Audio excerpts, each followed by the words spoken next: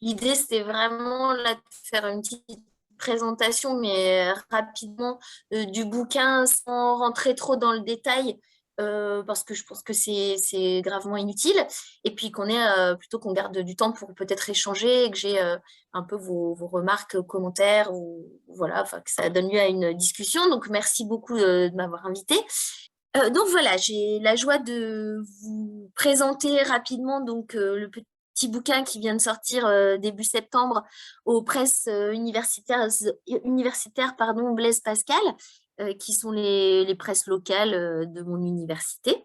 Voilà, pour parler en fait de diversité monétaire qui conduit à la diversité économique. Alors, ça fait vraiment écho à ce dont vous étiez en train de parler juste avant. Donc, je trouve qu'on est assez raccord sur le thème de ce soir.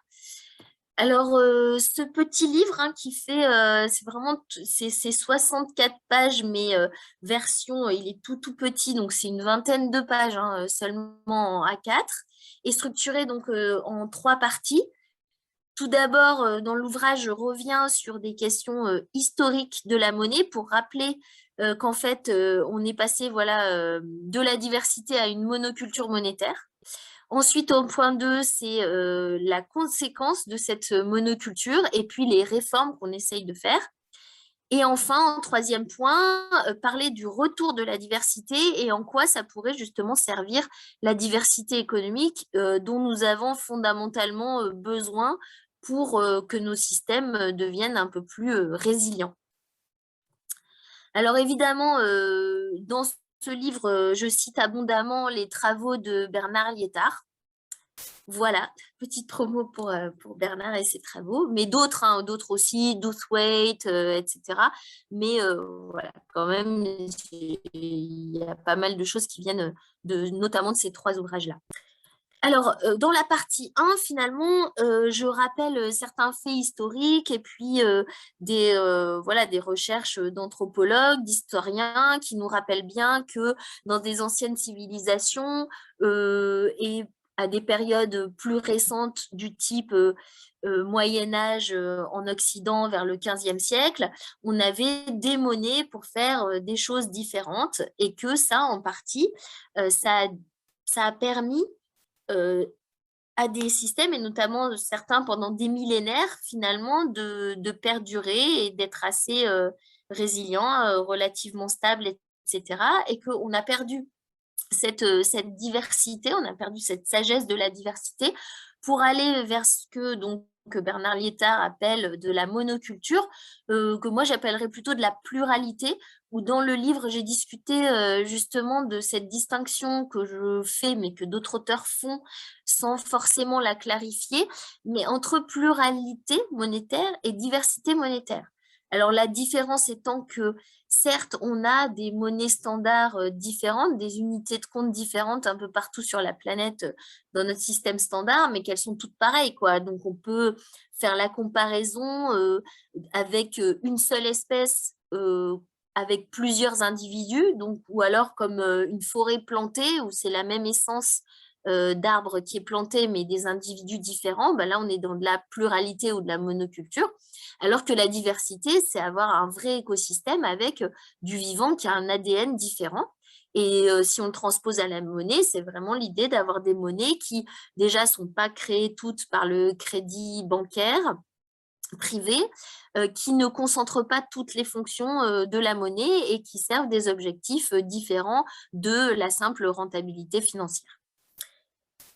Alors, pourquoi et comment est-on passé, alors là, c'est pas du tout un scoop pour vous, hein, mais de cette diversité monétaire à une monoculture, eh bien, on a un rôle majeur des États qui, finalement, à travers les taxes et les impôts, se sont mis à n'accepter une seule unité et une seule monnaie en paiement. Et à partir de là, bah, voilà, on assèche en fait la diversité pour aller vers la monoculture.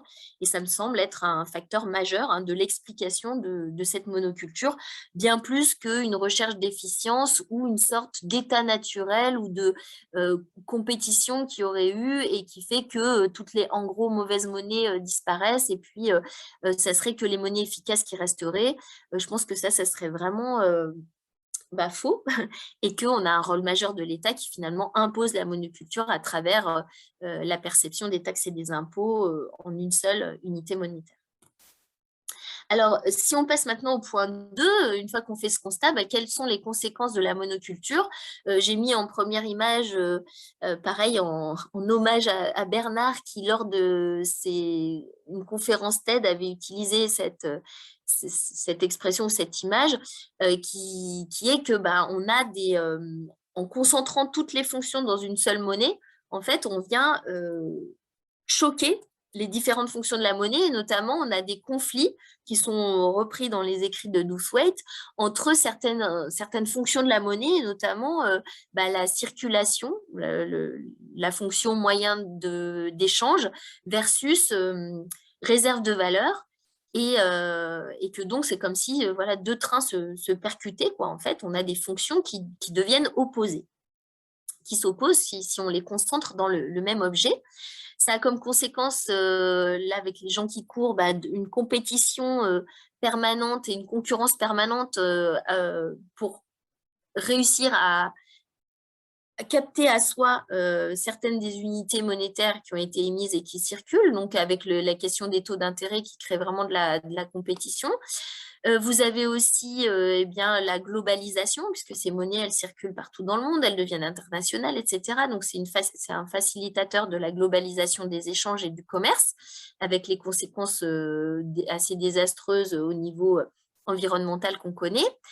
Ça ne favorise que l'appât du gain aussi, avec des gens qui cherchent sans arrêt à s'enrichir via justement cette course au profit, à la rentabilité financière qui finalement a gangréné la quasi-totalité des domaines de notre vie, donnant lieu évidemment à des crises récurrentes. Donc dans le livre, j'ai fait un petit topo aussi, une petite synthèse sur les différentes crises financières qui sont beaucoup plus anciennes que ce qu'on nous enseigne en général dans les manuels d'économie.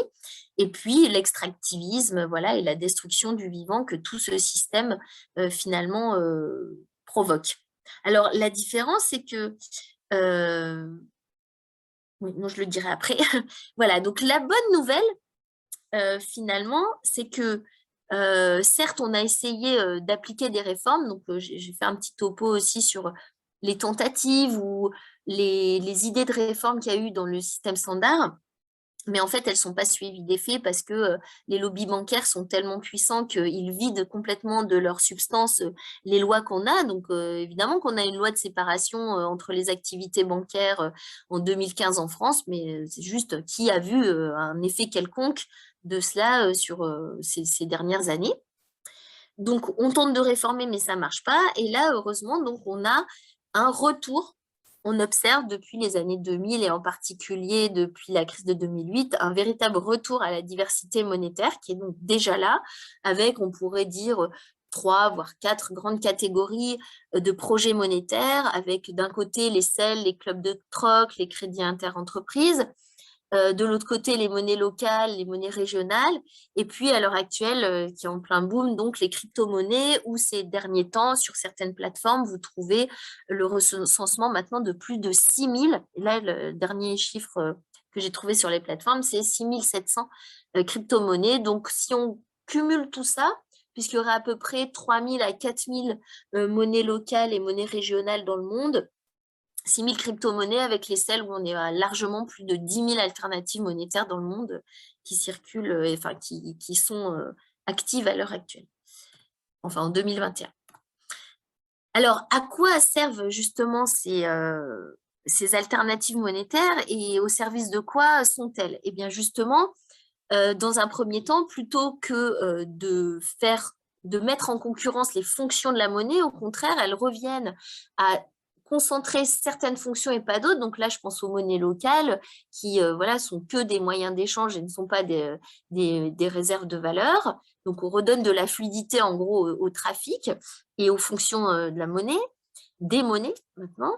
Au niveau du commerce, elles œuvrent à repasser en circuit court, relocaliser, redynamiser les territoires et les circuits production-consommation. Donc, elles luttent contre la globalisation et la mondialisation du commerce.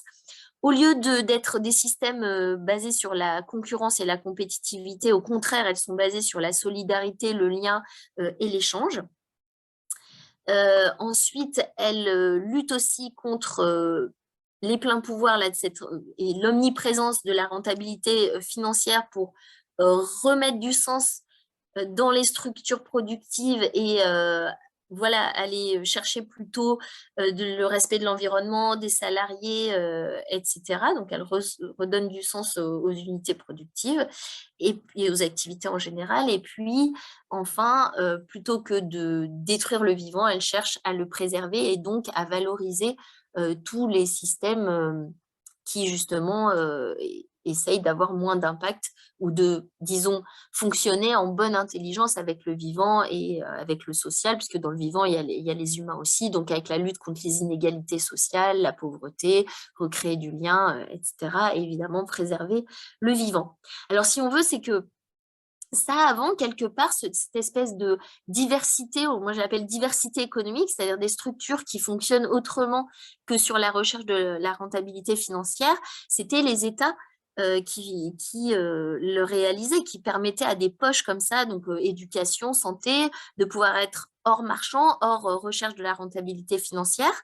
Donc, quelque part, avec la monoculture monétaire, il y avait un soutien quand même de la diversité économique qui permettait une certaine stabilité de nos économies, qui, depuis les années 80, et donc la grande vague de privatisation qu'on a connue et de libéralisation et de finalement désengagement des États, et ben, ces poches de diversité économique, on les a de moins en moins. Et donc, ce sont des citoyens, à travers ces projets de monnaie, de projets monétaires, bah, qui essayent finalement de donner un deuxième souffle, pardon, et de permettre à ces poches de diversité économique, de modèles économiques différents, de se financer et, enfin, en tout cas je l'espère, de grossir et d'atteindre certaines tailles critiques pour devenir véritablement des contre-pouvoirs au système économique standard qui, lui, ne cherche que la rentabilité financière. Alors, comment on l'a dit, c'est à travers des monnaies véritablement dédiées qui voilà, soutiennent des projets très, très différents. Alors, vous voyez sur ce petit, bah, cette petite image, j'ai cité quelques projets monétaires qui soutiennent donc le vivant et le social notamment. Donc, bien sûr, tout à gauche, toutes les monnaies locales, les monnaies régionales, etc. Et puis, de l'autre côté, des crypto-monnaies qui sont à vocation sociale et environnementale, comme par exemple le Solar Coin, qui rémunère les gens qui produisent de l'électricité par panneaux photovoltaïques. Vous avez l'emblématique Faircoin, hein, qui est apparu en 2014 et qui est la monnaie de la Faircop. Faircop, qui est une plateforme mondiale rassemblant des initiatives de coopératives dans le monde et en particulier dans les pays du Sud. Vous avez ensuite des monnaies, vous avez la monnaie départ qui est en Argentine et qui est la crypto-monnaie qui valorise en fait tout un mouvement d'entreprises qu'ils appellent les entreprises récupérées, qui sont en fait des entreprises libérées, donc qui voilà, fonctionnent sans hiérarchie, pas du tout basées sur la recherche de la rentabilité financière, etc. Vous avez aussi la June, qui est donc la crypto-monnaie qui est partie de France et qui commence à faire des petits à l'étranger, qui à l'heure actuelle en France compte maintenant plus de 5000 utilisateurs et qui vise à financer un revenu d'existence via une création monétaire donc, et une crypto-monnaie qui s'appelle la June. Vous avez, alors l'équivalent, je ne l'ai pas mis là, mais c'est Cycle, qui est un projet qui est sorti en 2019 et qui est à peu près la même chose, mais qui est parti d'Allemagne, aussi pour financer un revenu d'existence. Et puis au niveau plutôt environnemental, vous avez le Reagan Network qui est parti des États-Unis et qui vise à rémunérer les propriétaires, enfin les tenants de ranch qui ont des activités régénératives des sols et du vivant. Et puis pour faire vraiment le pont entre les crypto-monnaies et les monnaies locales, récemment, il y a vraiment des projets de crypto-monnaies locales qui sont apparus. Je vous ai mis un exemple, le Sarubobo Coin, qui est une crypto-monnaie locale du Japon japonaise. Il y en a une autre au Japon qui s'appelle l'Aurora Coin, mais les deux sont gérés par des municipalités. En fait, c'est vraiment des initiatives qui sont venues de municipalités. Le Hull Coin, qui est une ville d'Angleterre et qui s'est dotée aussi d'une crypto-monnaie locale. Alors, Ah ben si, je vous ai mis ça voilà, de cette façon-là, qui est plus... et pour vous parler d'une dernière initiative monétaire de crypto-monnaie locale, mais qui est une métamonnaie, pardon, qui s'appelle le Colu, qui en fait, j'ai mis que le drapeau américain, mais qui a été développé au départ en Israël, qui s'est déployé sur les États-Unis et aussi l'Angleterre, et qui fonctionne sur la chaîne de blocs Ethereum, et qui ensuite a fait, enfin comment dire, à des déclinaisons locales dans différentes villes des États-Unis, d'Israël et du Royaume-Uni. Voilà, donc ce sont des monnaies qui ont pour vocation, en tout cas comme ambition, d'être non seulement dépensées localement, mais aussi le Colu de rémunérer les comportements vertueux, c'est-à-dire justement de voilà, consommer local, ramasser des déchets, etc. Donc, elle combine en fait une création monétaire et une dépense locale, de même que la June, où l'idée, c'est aussi de vraiment dépenser les Junes localement, etc. Donc, on voit apparaître tous ces projets de monnaie qui visent vraiment à, voilà, comme je l'ai dit, à soutenir une diversité monétaire et des structures qui veulent vraiment exister en dehors de l'ordre marchand et de la rentabilité financière. Et pour la petite histoire, je ne sais pas, ça me permettait de vous en parler. Euh, il y a un documentaire que je trouve fort bien fait d'Arte il y a quelques années qui est sorti voilà, en livre 1 et livre 2. Livre 3 et 4 sont en préparation et qui s'appelle Ni Dieu ni Maître. Je ne sais pas si vous en avez entendu parler et qui est une histoire en fait de l'anarchisme et où il montre dans ce documentaire que systématiquement, bah, tous les mouvements qui ont essayé de fonctionner en dehors du capitalisme, hein, véritablement, bah, se sont fait vraiment réprimer dans le sang. Et aussi par l'assèchement monétaire. Et du coup, de me dire peut-être que cette diversité monétaire, soutenant voilà, des groupes et des communautés de citoyens qui essayent de faire autrement, bah, peut-être que ça permettrait de donner une liberté suffisante pour pouvoir continuer d'exister. Mais bon, est-ce voilà, c'est juste pour lancer, est-ce que de toute façon, on pourra passer à côté d'une répression un peu musclée si ces structures-là deviennent trop présentes et deviennent vraiment un contre-pouvoir?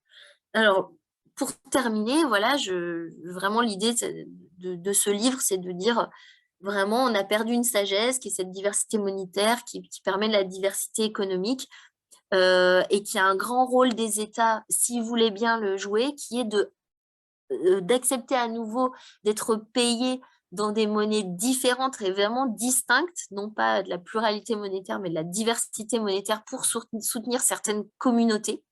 Je ne sais pas si je verrai ça de mon vivant. Voilà. Mais en tout cas, dire que les États, bah oui, ils pourraient impulser un changement d'échelle et assez rapidement en acceptant des monnaies, notamment des monnaies locales en paiement des taxes et des impôts et d'autres services publics. Alors, c'est en train d'arriver un peu avec les monnaies locales, mais bon, les cryptos, il y a le cas évidemment du Salvador qui a accepté le Bitcoin comme étant une monnaie officielle et donc pour payer ses impôts. C'est le premier État au monde à le faire. On va voir si ça fait des petits. Et puis bon, voilà, ils acceptent Bitcoin, mais quel État pourrait se mettre à accepter du Solarcoin en paiement de l'impôt, de la June ou du Faircoin? Bah, finalement, la proposition est ouverte, la question est posée. Et pour tout ça aboutir à un écosystème monétaire stable et soutenant le vivant.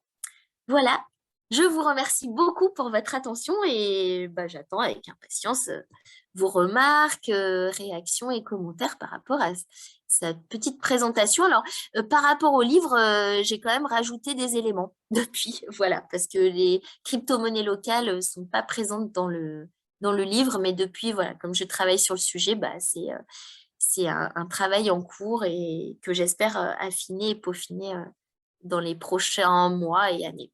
Merci beaucoup.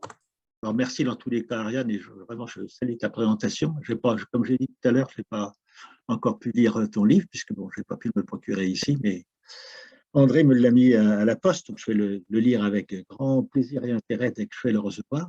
Mais bon, ta présentation déjà éclaire beaucoup sur ce que tu as développé.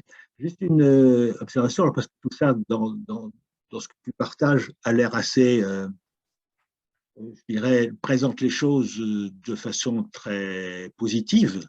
Est-ce que malgré tout, tu as parlé un peu des difficultés ou des obstacles que ces monnaies diverses peuvent rencontrer? Je vois en particulier, par exemple, dans les monnaies locales complémentaires, l'obstacle que représente aujourd'hui l'adossement, l'obligation d'adossement à l'euro, ou aux monnaies nationales, qui en fin de compte travaille comme un peu une poupée russe, c'est-à-dire au-delà des très nobles intentions qui animent, qui inspirent ces monnaies, il y a cet enfermement dans la logique de la monnaie dominante qui est la monnaie marchande, mais ça facilite en même temps son acceptation. Donc là, il y a d'un côté, c'est plus facile de lancer une monnaie locale que de lancer, par exemple, la chute ou d'autres monnaies qui, elles, sont créées de toutes pièces, mais qui ont besoin, elles, à ce moment-là, de capter l'attention et l'acceptation des personnes auxquelles elles s'adressent. Et là, qui est beaucoup plus difficile, puisqu'il n'y a aucune possibilité de reconversion vers les monnaies acceptées facilement. Donc pour moi, c'est un peu les deux grands obstacles auxquels sont confrontées toutes ces nouvelles monnaies, qui ont donc de belles intentions, mais certainement des problèmes d'ordre technique, je dirais, à, à dépasser. Est-ce que tu as abordé un peu ce sujet ou pas? Alors, il me semble un petit peu, j'espère que vous m'entendez parce que je crois que ma co est de nouveau pas terrible. Si, c'est Ah bon. oui, ça va. Un petit peu, surtout, oui, c'est une critique qu'on fait et pour moi qui est assez fondamentale aux monnaies locales, c'est le fait voilà, de ne pas être doté de la création monétaire et qui les verrouille complètement à l'euro, enfin, et en général aux monnaies standards. Et pour moi, c'est une critique auxquelles répondent justement les monnaies, les cryptos. Et c'est pour ça que moi, je vois beaucoup d'avenir en fait dans les crypto-monnaies locales. Euh, mais c'est vrai que je crois que j'ai pas discuté de l'acceptation et notamment des problèmes techniques que pose l'acceptation des crypto-monnaies. Parce que effectivement, il y a un coût d'entrée et que pour l'instant, les gens, ça leur semble encore tellement ésotérique et puis complexe et réservé à des gens qui maîtrisent un certain nombre d'outils informatiques, etc. Mais je crois que donc, ça, je ne l'ai pas discuté effectivement dans le livre et ça aurait été pas mal de le faire, effectivement. C'est ça dans tes Donc compléments. Non, parce voilà, que je vais me faire une petite note à moi-même. ouais, tu parlais de la juine tout à l'heure, bon, Mm. on s'y est intéressé l'un et l'autre à un moment. Bon, bah oui, il y a peut-être 5000 personnes qui aujourd'hui partent de la juine en France, mais avec des échanges quasi anecdotiques, je dirais, comme un peu comme dans les selles, où, en fin de compte, on échange des services ou des biens d'ordre purement de bon voisinage, quoi. Parce que bah, c'est difficile de faire accepter une monnaie comme ça, par exemple, à un commerçant qui se mettrait peut-être même en illégalité, ou du moins qui ne saurait pas quoi en faire dans son Mm. commerce au quotidien. Donc voilà le genre d'obstacles auxquels on se heurte au-delà, encore une fois, de tout l'intérêt que représentent ces monnaies sur le plan de l'évolution et du devenir Mm. de notre monde. Alors moi, par rapport aux monnaies locales, je tente de réfléchir justement à quelque chose à mettre comme ça en place à Montreuil-sur-Mer. Et bon, j'ai vu sur le site de la CPR, c'est-à-dire l'organisme qui est en dessous de la Banque de France, tu sais, autorité de régulation, nanana. Bon, il y a quelque chose qui nous est imposé en France, contrairement au Canada. Alors, j'avais vu une publicité vantant les monnaies locales au Canada. Et bon, alors il y avait une parité de 1 point avec le dollar canadien avec une monnaie locale, par exemple. Bon. Et donc, les gens qui voulaient des monnaies locales achetaient des monnaies locales en échange de dollars canadiens.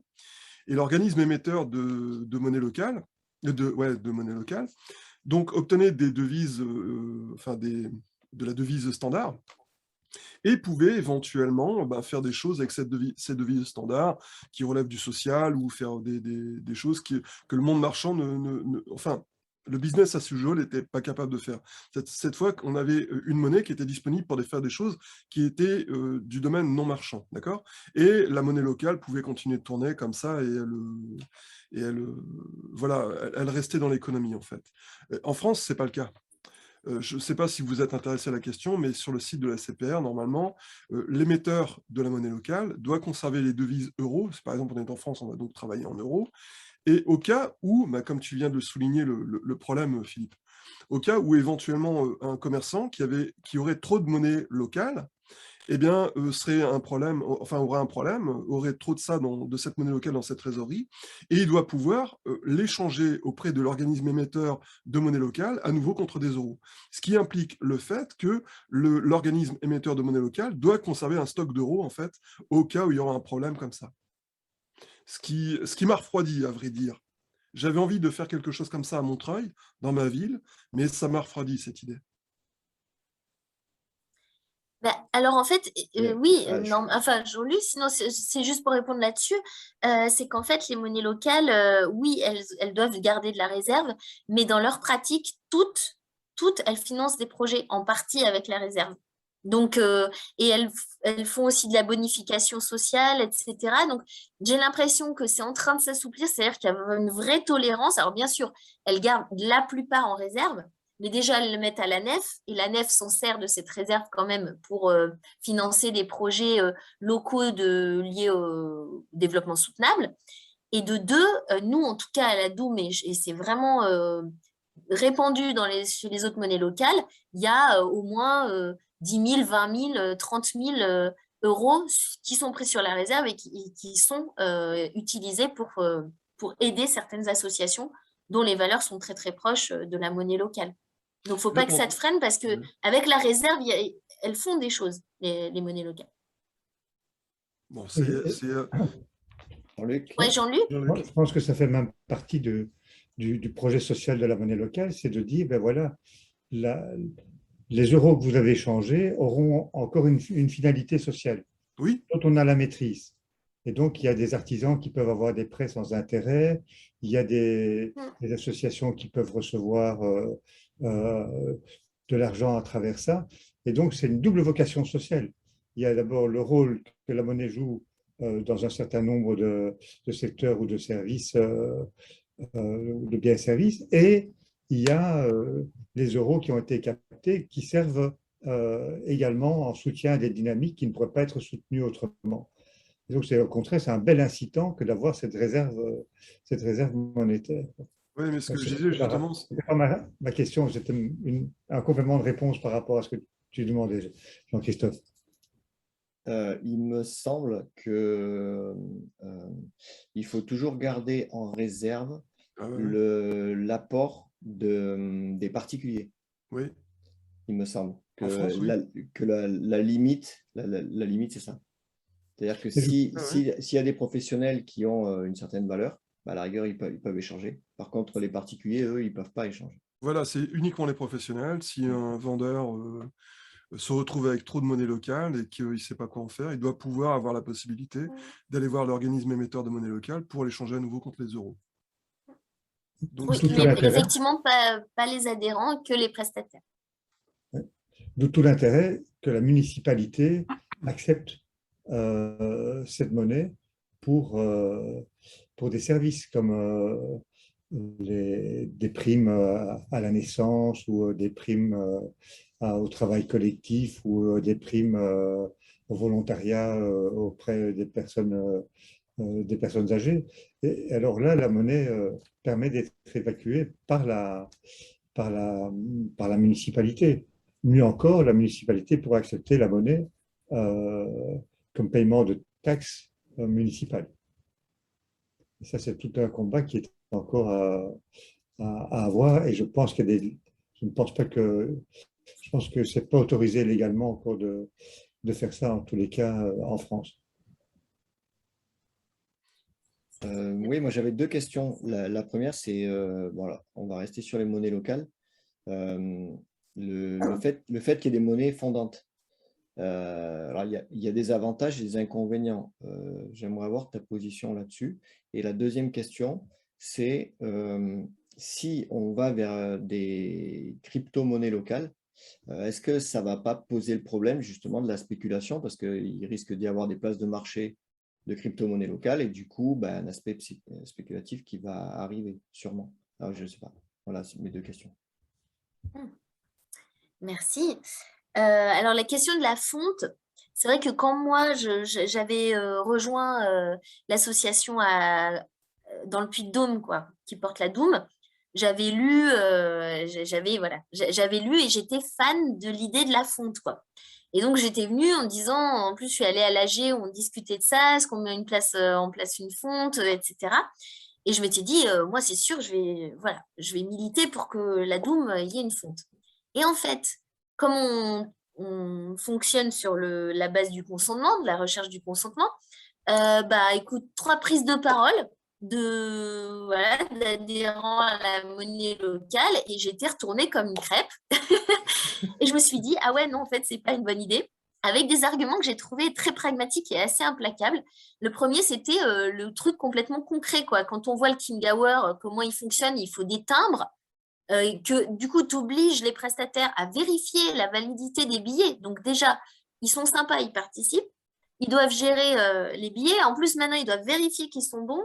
Enfin, ça oblige aussi à avoir des timbres. Donc, ça complexifie aussi tout ce qui est graphisme, etc. Objet monétaire. Et puis, il y avait le côté, les gars, déjà, il y a beaucoup de gens qui ont un pouvoir d'achat qui est largement en berne. Vous allez leur dire qu'en plus, s'ils dépensent pas assez vite, ils vont perdre de l'argent, mais personne n'en voudra de notre monnaie, en fait. Donc déjà, nous, au niveau gestion, et on est un petit groupe de bénévoles, comment on va faire avec les timbres, les machins, on complexifie la vie des prestataires qui acceptent de participer au réseau, et en plus, on fait perdre du pouvoir d'achat à des gens qui n'en ont déjà pas beaucoup. Moi, sur ces 3 arguments, j'ai dit, ouais, effectivement, la fonte, c'est pas une très bonne idée. C'est très beau philosophiquement. À mettre en place sur des billets, c'est compliqué. Par contre, justement, avec des crypto-monnaies et une blockchain, ça serait beaucoup moins difficile. Parce que là, la fonte, elle serait en automatique sur de la monnaie qui est que dématérialisée et qui est programmée à l'avance. Donc, il n'y a pas tout ce coût. De toute façon, il n'y a pas de comptoir et il n'y a pas d'échange avec de la monnaie physique. Donc, on n'embête personne avec la fonte. Et puis, avec un collègue, d'ailleurs, on avait pensé à quelque chose qu'on avait appelé, une crypto qu'on avait appelé le Nearcoin, qui serait développable sans trop de complications techniques et qui aurait une fonte, par contre, pas temporelle, mais géolocalisée. Donc l'idée, voilà, parce qu'une des limites aussi qu'on souligne aux monnaies locales, c'est le fait qu'elles doivent être contenues dans un territoire. Et qu'en France, la déclaration, elle se fait plutôt au niveau du département. Voilà, elle circule plutôt au niveau du département, qui est un truc purement administratif et qui a souvent aucune logique avec les bassins de vie.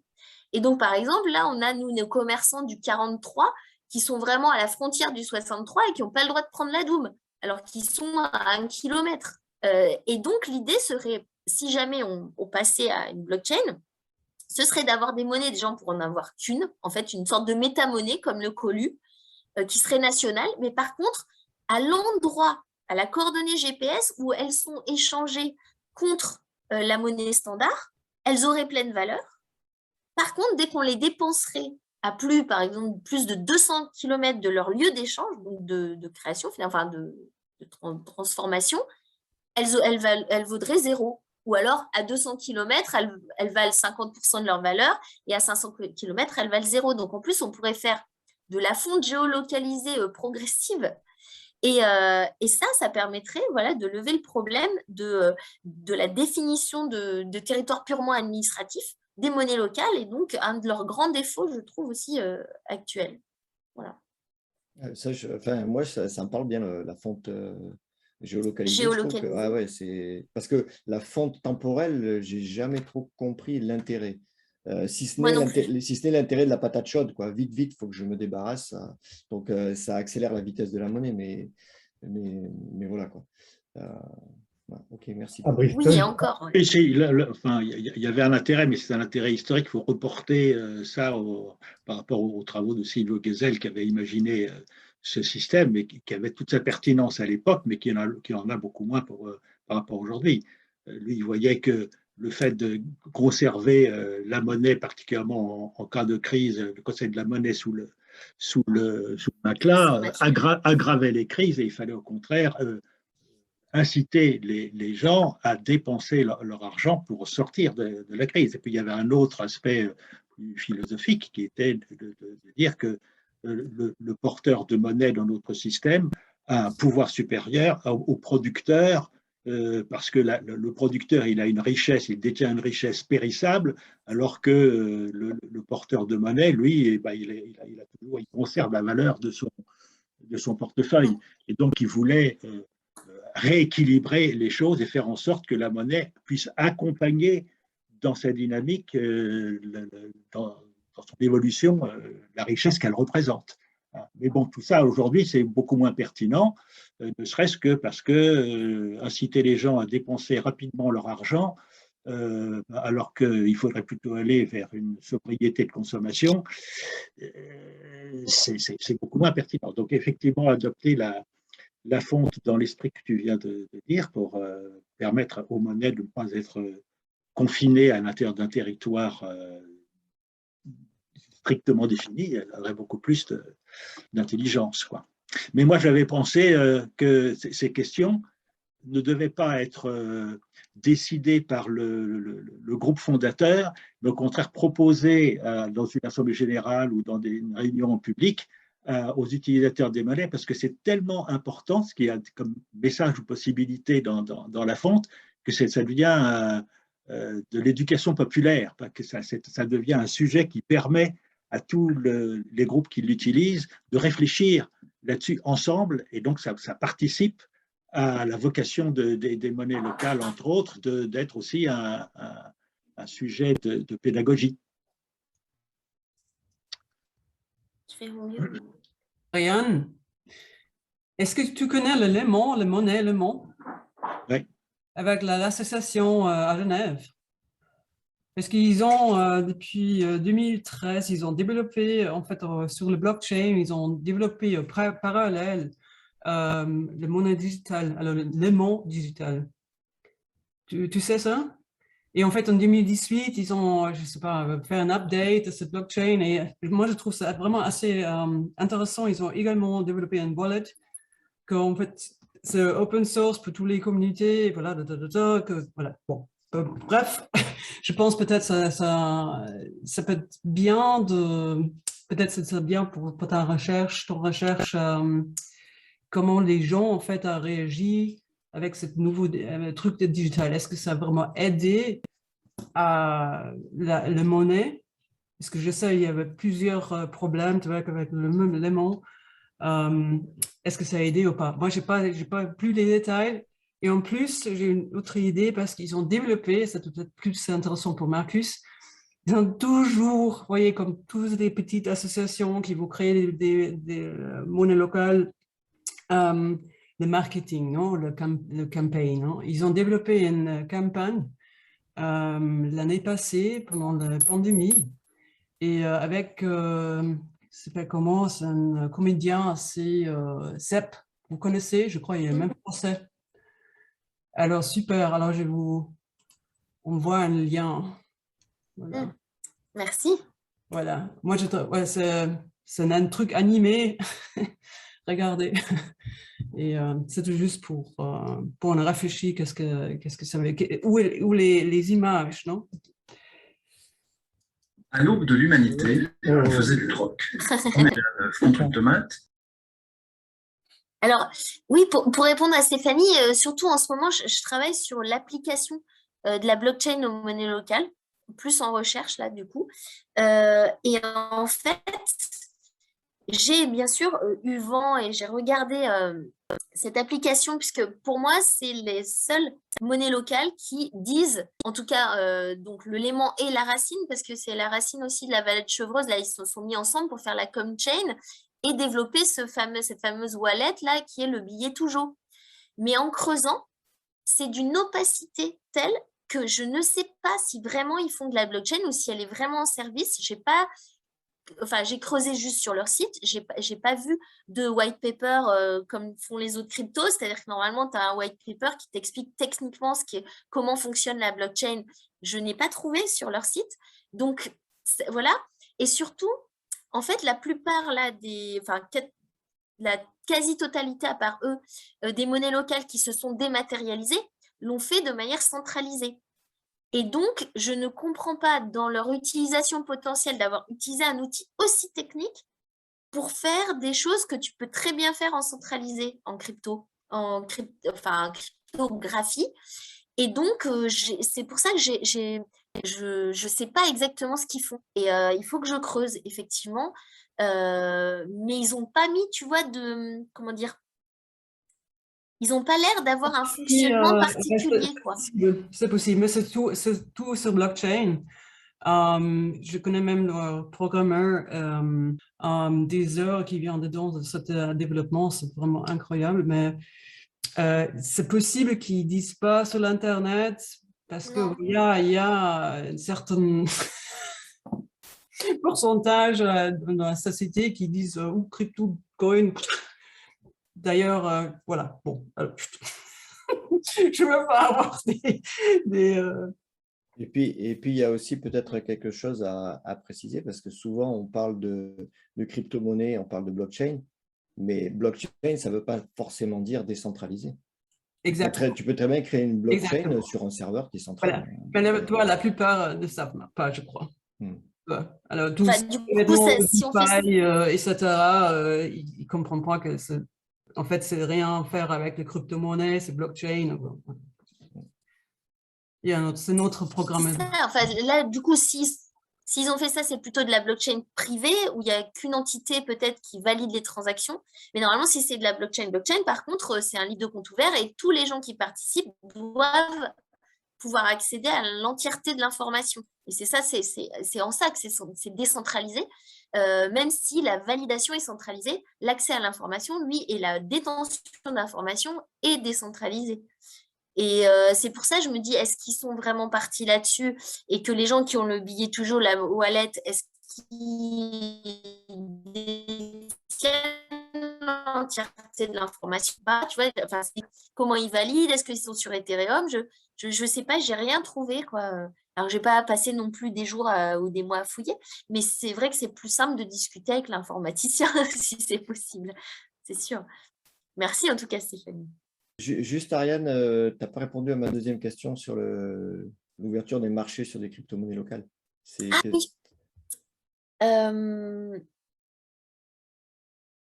Alors, c'est là aussi, comme j'ai commencé à investir ce champ et que là, je suis contente. Aujourd'hui, j'ai un stagiaire qui vient de commencer pour m'aider là-dessus. Donc, il va m'aider sur le projet de recherche parce qu'on a reçu des sous avec les copains mathématiciens et informaticiens. On a répondu à un appel d'offres. Il nous finance 2 stagiaires, genre un en éco et un en maths. Donc, ça, c'est cool. Et donc, il va pouvoir m'aider, mais il faut vraiment que je fouille justement d'un point de vue technique, ces crypto-monnaies locales, là, celles que j'ai identifiées, qu'est-ce qu'elles font exactement et du coup, qu'est-ce que ça permet et qu'est-ce que ça ne permet pas. Et ça, faut vraiment regarder chacune les protocoles mis en œuvre, les codages qui ont été faits pour pouvoir répondre. Évidemment qu'en toute logique, c'est comme pour les monnaies locales, si ce sont des crypto-monnaies locales avec toutes ces valeurs qu'elles veulent défendre et les impacts qu'elles veulent avoir, elles devraient évidemment et éminemment pas être spéculatives et donc potentiellement soit pas convertibles avec, pas laisser la possibilité de s'enrichir avec, en fait, d'accumuler. Et ça devrait être inscrit dans leur code ADN, dans leur code génétique, en toute logique. Sinon, ça veut dire que les communautés, elles font pas ce qu'elles disent qu'elles font. Donc, voilà. Mais je pense que la philosophie et les chartes, elles devraient être à peu près du même type que les monnaies locales standards. Du coup, ça serait une convertibilité 1 pour 1, quoi. Alors, celle que j'imagine, être régie par les mêmes codes, enfin les mêmes lois que celles qu'on a, oui. C'est-à-dire qu'elles fonctionnent pour valider leurs transactions sur de la blockchain, certes, donc décentralisée, mais par contre, elles ne devraient pas être dotées de la création monétaire et donc elles devraient pouvoir prouver que en contrepartie, il y a bien les réserves qui sont versées. Et ça, c'est possible de le faire sur une blockchain, effectivement. Et c'est pour ça que le pollu m'intéresse en particulier parce que eux ils disent qu'ils vont créer, qu'ils vont miner pour récompenser les gens qui en plus voilà, consomment localement, font du vélo, etc. Et comme moi, je suis sur un projet avec les collègues, justement, on a reçu des sous pour travailler sur un éco-mobicoin qui simplement, via une crypto-monnaie, rémunérerait les gens qui font du vélo. Et déjà, on est sur un programme de recherche qui pose un tas de soucis techniques au niveau mathématique et informatique. Moi, je suis curieuse de voir comment les gens du Colu, ils font ça, sincèrement. Parce que c'est là où mes collègues informaticiens et mathématiciens sont sceptiques sur certains projets, c'est qu'ils vendent du rêve, mais que techniquement, il y a plein de choses qu'on ne sait pas encore faire sur une blockchain. Donc, il faut se méfier un peu de ces projets, c'est que voilà, quand il n'y a pas le white paper et que techniquement, ce n'est pas très détaillé sur ce qu'ils font, ça jette le doute de ce qu'ils font vraiment en termes techniques. Ouais, Fabien. Oui, juste, je me posais la question si lors d'échanges entre monnaie locale, crypto-monnaie locale, si l'euro ne deviendrait pas l'équivalent de la monnaie de banque centrale. Puisque du coup, c'est à partir d'elle que va se faire la conversion, en fait. Alors, juste pour répondre là-dessus, après, Philippe, c'est qu'en fait, là, les monnaies locales qui sont, il y en a deux, il y a deux systèmes qui ont été adoptés, qui sont tous les deux centralisés, donc à part le Léman et la Racine, qui ont vraiment fait un truc à part. Sinon, il y a 15 monnaies locales qui ont suivi le mouvement impulsé par la Doum à Clermont, et enfin, sur le Puy-de-Dôme, et qui est un paiement par smartphone et qui a donné lieu à la constitution d'une fédération qui s'appelle Koinos, où les gens payent 50 € par an et ils ont le développement voilà, de toutes les applis, toute la gestion et donc par téléphone portable, la dématérialisation des monnaies. Donc, il y a 15 monnaies qui sont allées sur Koinos. Et les monnaies Sol, du mouvement Sol, qui sont 17, elles sont plutôt allées vers une solution privée qui est utilisée notamment par le Bristol Pound et qui est Cyclos et qui leur coûte 4 000 € par an. Et les deux, ce sont des solutions centralisées. Et avec la petite spécificité du Koinos, et là c'est tout nouveau, c'est que depuis juin 2021, Stéphane, donc l'informaticien de la Doum, a permis la connexion entre monnaies du Koinos. Et donc, à l'heure actuelle, c'est possible de s'échanger directement sur ces fédérations des 15 monnaies, directement de monnaie locale en monnaie locale, sur la plateforme Koinos, sans repasser par l'euro. Donc, a priori et potentiellement, tu vois, on peut avoir des échanges directs de monnaie locale en monnaie locale sans retransformer tout ça en euros. Donc ça avance. Ça pose des problèmes sur la réserve, légalement. Mais bon. C'est pas faux. Ça, c'est vrai. Et c'est pour ça que je me dis, tu vois, entre l'utilisation de la réserve en ce moment, par les monnaies locales, les bonus sociaux et tout ça, et plus elles commencent à s'échanger entre elles, j'ai l'impression que plus ça va et plus elles prennent de la liberté par rapport à la loi qui les régit. Philippe ? Mais tant mieux que cette liberté soit prise, tant mieux. C'est de la désobéissance civile, mais il faut justement pouvoir aller au-delà de ces limites. Et voilà, et ce sera l'exercice qui prouvera sa pertinence. Je revenais justement sur la question qui était posée tout à l'heure, sur la question que pouvait poser la spéculation sur des crypto-monnaies créées, des crypto-monnaies locales. Il me semble qu'on peut imaginer des crypto-monnaies locales créées de toutes pièces, donc sans réserve à la limite, mais avec dans la smart chart une obligation de parité avec la monnaie nationale pour éviter la spéculation. Qu'est-ce que tu en penses, Ariane? C'est juste qu'il y a quelque chose à définir dans le white paper. Alors, complètement, et d'ailleurs, ça me fait penser que comme c'est une des grandes critiques aussi qui est faite aux crypto-monnaies, c'est leur volatilité, etc. Il y a tout un mouvement là qui est en train de se structurer au sein des crypto-monnaies et qui développe des stablecoins. Et les stablecoins, c'est justement exactement ce que tu dis, Philippe. C'est vrai que je n'avais pas pensé, mais pour répondre à Fabien, c'est tout à fait l'argument pertinent. C'est de rattacher la valeur de certaines cryptos à un panier de monnaie standard ou à une monnaie standard, et à partir de là, bah, tu réduis considérablement, enfin, tu réduis sa volatilité et ça donne plus de confiance dans cette monnaie-là. Donc, il y a un mouvement de stablecoin là, qui est en train de se développer et qui effectivement, on pourrait penser, on peut coupler ça aussi en gardant un attachement aux monnaies standards et faire des crypto-monnaies locales avec une parité 1-1. D'ailleurs, normalement, bah oui, j'imagine que le léman et la racine, c'est ce qu'elles font dans leur blockchain, si elles ont blockchain. Voilà. Merci pour la réponse. Il y avait Fabien encore? Non, c'était par rapport au stablecoin. Il me semble que le stablecoin, en fait, il est fait de manière, entre guillemets, artificielle.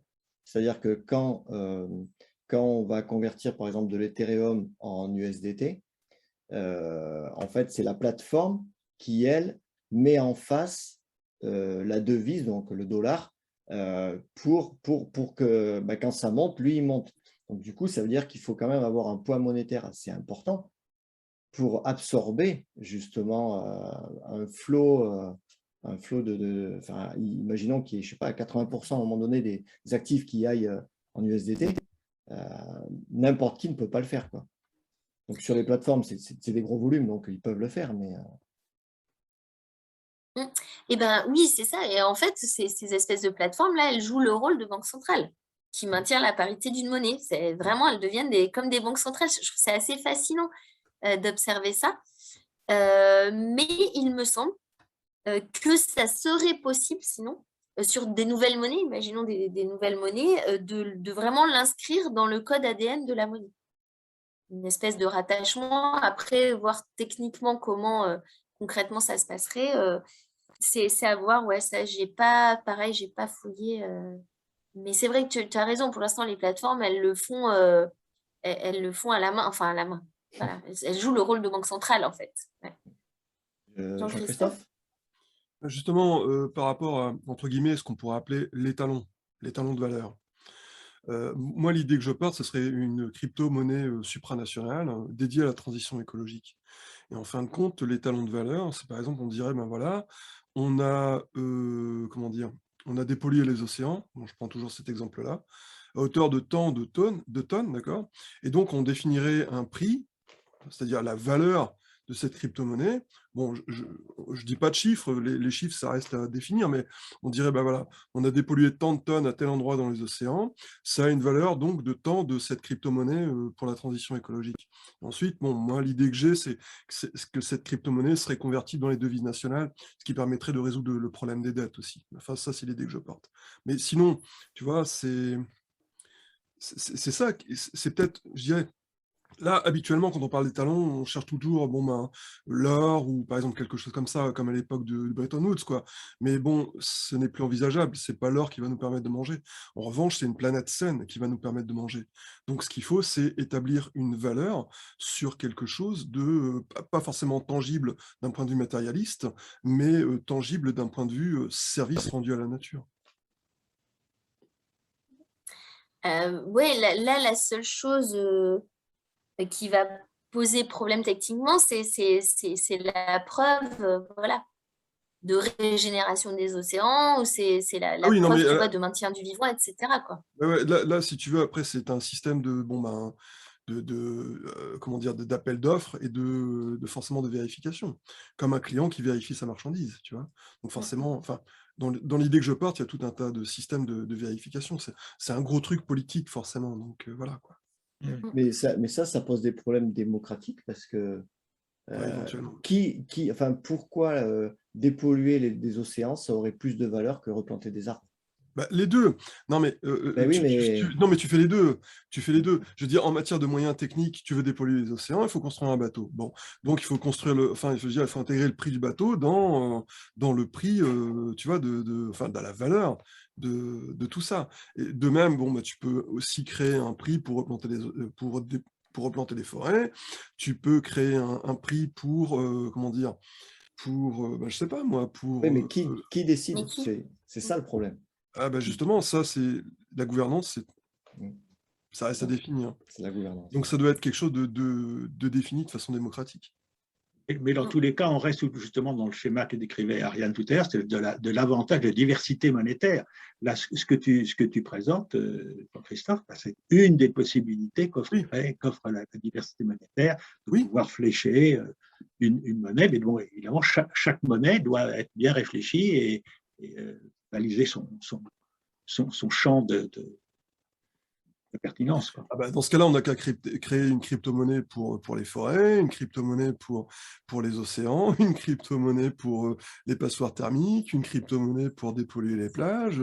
À la rigueur, on peut faire quelque chose comme ça. Mais bon, moi, l'idée que je porte, c'est que ce serait convertible ensuite dans la devise Oui, nationale. c'est-à-dire que voilà, après, c'est l'acceptation de ces monnaies pour que ça puisse être des monnaies acceptées par les gens et qu'elles circulent et qu'elles rendent service. Parce que si c'est uniquement rémunérer les gens avec une monnaie dont on ne peut pas servir, voilà. ça pose le problème. Le pouvoir libératoire. Oui, oui. Le pouvoir libératoire de la monnaie. Alors, attendez, je vais vous mettre aussi quelque chose dans le chat. Je vous retrouve. Voilà. Discussion. Voilà. Justement, sur la question de la monnaie, de la forêt, il y a une crypto-monnaie qui est en train d'être développée, basée sur des NFT sur la chaîne Ethereum. Et je n'ai pas eu le temps de creuser, c'est Terra Zero.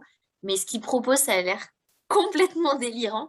Et il faut vraiment, j'ai lu le white paper rapidement, il faut vraiment que je travaille dessus.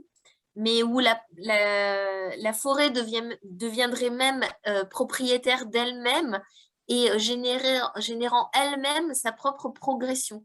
Donc, ça a l'air assez barré comme projet. Et il faut regarder, pareil, techniquement, ce qu'ils font exactement.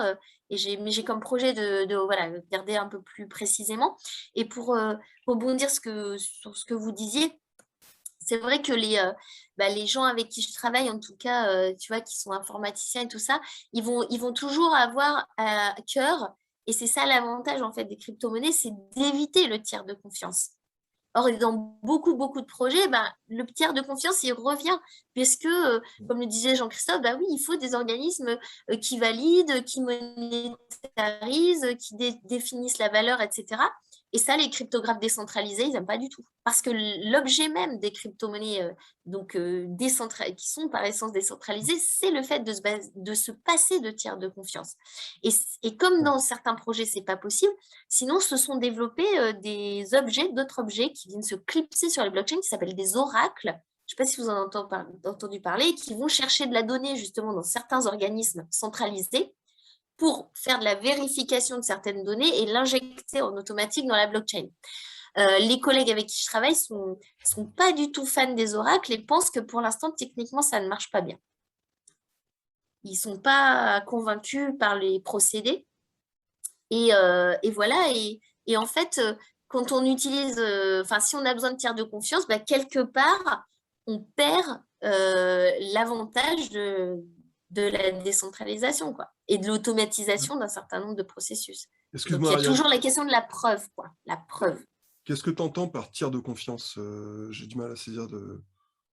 Et le tiers de confiance, dans ton cas, tu vois, c'est les institutions qui vont te dire, oui, tu vois ce que tu as dit, lancer des appels d'offres, qui vont dire que dépolluer les océans, ça vaut tant par rapport à reforester, tu vois, des choses comme ça. Ce sont des tiers de confiance, des tiers à qui tu fais confiance, à qui tu accordes ta confiance, quoi. C'est ce qui rend un peu la monnaie, je dirais, quelque chose de politique ou... quelque chose de fiat, quelque chose comme ça, quoi, de fiat monnaie. C'est-à-dire, c'est pas ça, je me trompe ou... En fait, ce qu'il y a, c'est que, si tu veux, dans les protocoles de blockchain, tu n'as plus de tiers de confiance. Ouais. Et c'est ça, une des grandes révolutions, c'est que chaque participant, potentiellement, à travers un travail dont il peut fournir la preuve, gère toute l'organisation, en fait. Ok. Je vois ce que tu veux, ok. Il n'y a il y a Ah, pas Sylvie, un participant qui est plus important qu'un autre à qui tu dois faire confiance.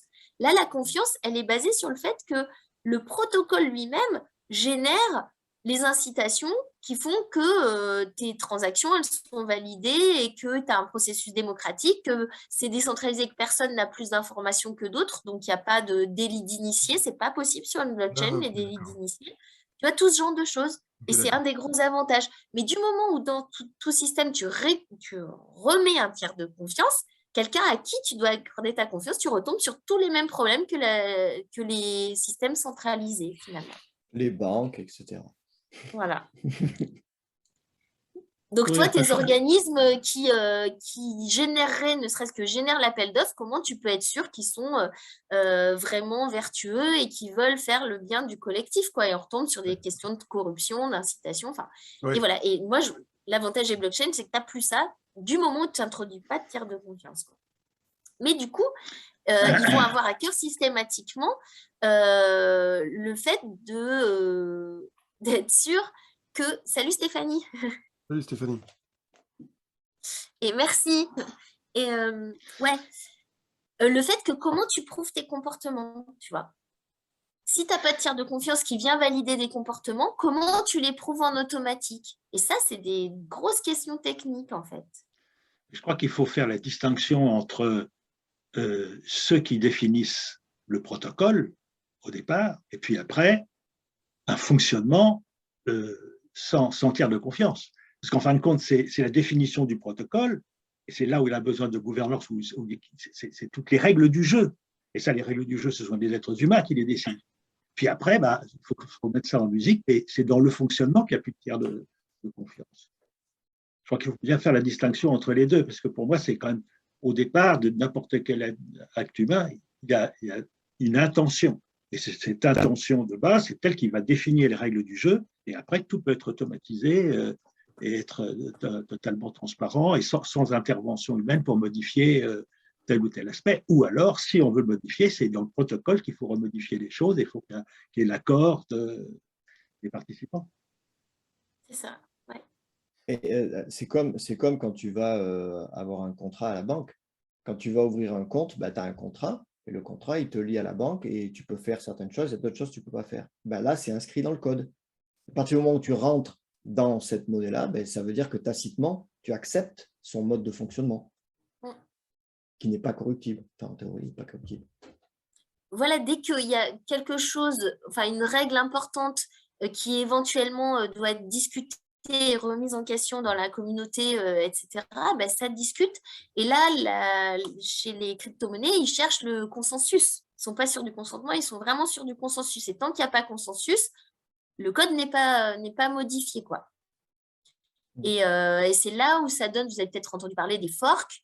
Les forks, c'est quand la communauté se split en deux parce qu'ils n'arrivent absolument pas à obtenir le consensus. Et donc, il y a deux communautés qui partent avec deux idées de modification. Soit un maintien du code initial et une autre communauté, souvent, qui va dire non, moi, je veux que la taille des blocs, elle soit augmentée. Et ils vont augmenter la taille des blocs. Et ça fait une nouvelle crypto-monnaie qui est une branche de l'ancienne crypto qui rend encore le paysage plus opaque pour les citoyens lambda et tout ça. Mais au niveau gouvernance, je trouve que c'est assez intéressant aussi ce qui se passe au niveau des crypto-monnaies, où voilà, il y a quand même des discussions, une recherche de consensus pour des modifications. Donc, il y a de l'humain, en fait, ça. Ce que je voulais dire, contrairement à ce qu'on pense, effectivement, il y a de l'humain dans les crypto-monnaies. Absolument, et c'est ça qui est important, je crois, c'est bien de bien comprendre qu'il y aura toujours, malgré tout, l'humain à l'origine, et même après dans le vécu, parce que on a la tendance, c'est de croire que parce que on met en place un système totalement automatisé, sans tiers de confiance, que voilà, on peut se reposer sur la machine et que tous les problèmes humains sont résolus. Non, pas du tout. C'est dans l'application, oui, mais l'humain restera toujours aux manettes pour inventer et éventuellement modifier. Et ça, c'est quand même la bonne nouvelle. Oui. Ouais, en tout cas, un grand merci à tous pour ces échanges super enrichissants et de m'avoir écouté et invité. J'étais touchée, vraiment. Super.